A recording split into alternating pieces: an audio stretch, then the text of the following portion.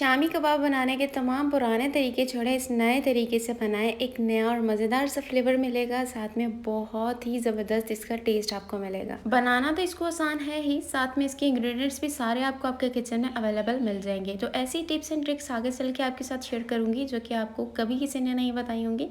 तो वीडियो का एंड तक देखिएगा। सबसे पहले इसके लिए हमें बोनलेस चिकन, मटन या बीफ जो भी आप लेना चाह रहे हो वो चाहिए। मैं यहाँ पर मटन का यूज़ कर रही हूँ। उसके अलावा हमने यहाँ पे 2 प्याज इसके अंदर डाल दिए और यहाँ पे दाल डाल रही हूँ।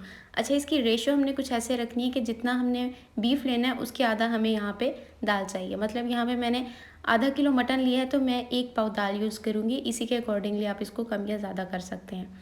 अब बाकी के जितने भी इंग्रेडिएंट्स मैं यहाँ पे डाल रही हूँ सारे यहाँ पे मैंने मेंशन कर दिए। आप उसका स्क्रीनशॉट लेके अपने पास रख सकते हैं। उसके अलावा यहाँ पे हम इस तकरीबन 3 गिलास के जितना पानी डाल के इसको प्रेशर कुकर पे रख देना है 7 से 8 मिनट के लिए। यहाँ पे हमें इसके लिए ग्रीन जो मसाले मैंने लिए हैं वो इनको हमें अलग से पीस लेना है। इसका भी आप स्क्रीनशॉट लेके रख सकते हैं। इसकी पीस के हमें चटनी बना लेनी है। अब इस चटनी को हम 2 तरह से यूज़ करेंगे। एक ये कि एक तो हम इसके अंदर आधी डाल देंगे और बाकी का हम इससे जो है दही रायता वगैरह तैयार कर लेंगे।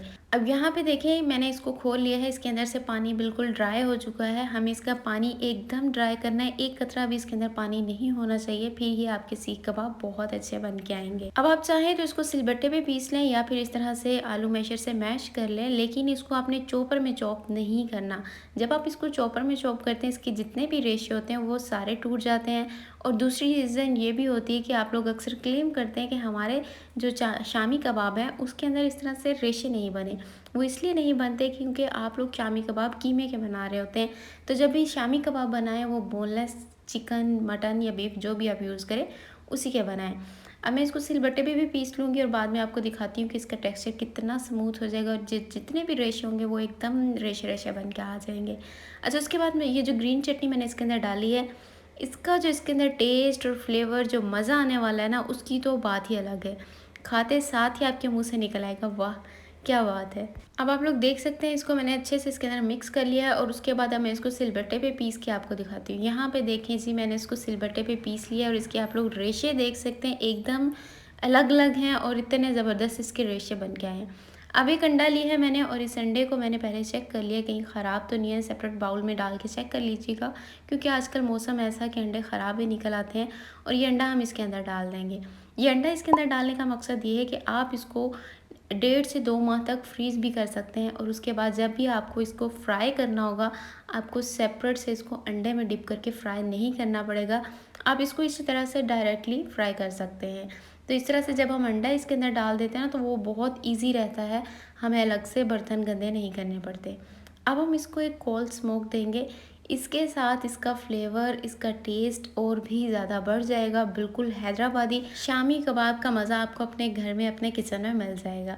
तो यहाँ पे अभी हमें इसको एकदम फिर से मिक्स कर लेना है ताकि जो हमने कोल्ड स्मोक दिया है उसका फ्लेवर सारे कबाब के अंदर आ जाए। तो जी यहाँ पे हुई इसकी मिक्सिंग ख़त्म। अब हम इसको शेप देंगे। तो शेप देने का तरीका भी जो हैदराबादी सीख कबाब शामी कबाब है उनका थोड़ा डिफरेंट है। आप लोग चाहें तो उसको गोल जो हमारी ट्रेडिशनल शेप होती ही है शामी कबाब की जो हम देते हैं अब वो भी दे सकते हैं। जैसे ही आप इसको शेप देना चाहें आप वो दे सकते हैं, लेकिन इस तरह से जब हम इसकी एक नई शेप देंगे ना तो वो ज़्यादा अच्छी लगेगी, लुक वाइज ज़्यादा मज़ेदार लगेगी। तो यहाँ पे देखिए मैंने इसको शेप दे दी है। अब यहाँ पे हमारे कबाब जो हैं वो सारे तैयार हो चुके हैं। अब हम इनको चाहें फ्रीज़ करना तो फ्रीज़ कर सकते हैं। आप लोगों ने इनको ज़िप लॉक बैग के अंदर डाल के फ्रीज़ करना है ताकि इसके अंदर बिल्कुल भी एयर ना जाए, या फिर एयर टाइट बैग के अंदर, एयर टाइट बॉक्स के अंदर डाल के भी इसको फ्रीज़ कर सकते हैं। तो अब यहाँ पे जो है हम इसको कर लेंगे फ्राई।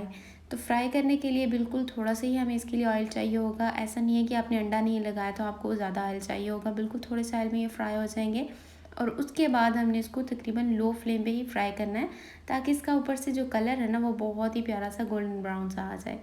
तो उम्मीद करती हूँ मेरी आज की ये रेसिपी आप लोगों को ज़रूर पसंद आई होगी। वीडियो पसंद आई है तो इसको लाइक एंड शेयर ज़रूर कीजिएगा।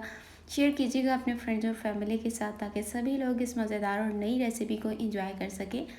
तो मिलते हैं फिर न्यू वीडियो के साथ, न्यू रेसिपी के साथ। और आप लोग मुझे कमेंट में भी बता सकते हैं कि मैं आप लोगों के साथ कौन सी ऐसी नई रेसिपी है जो शेयर कर सकूं। आप लोग अपनी डिमांड मुझे कमेंट में बता सकते हैं। तो मिलते हैं फिर नेक्स्ट वीडियो में इसी तरह का कुछ नया मज़ेदार आप लोगों के लिए लेकर आए होंगी। तब तक के लिए मुझे दुआ में याद रखिएगा। अल्लाह हाफिज़।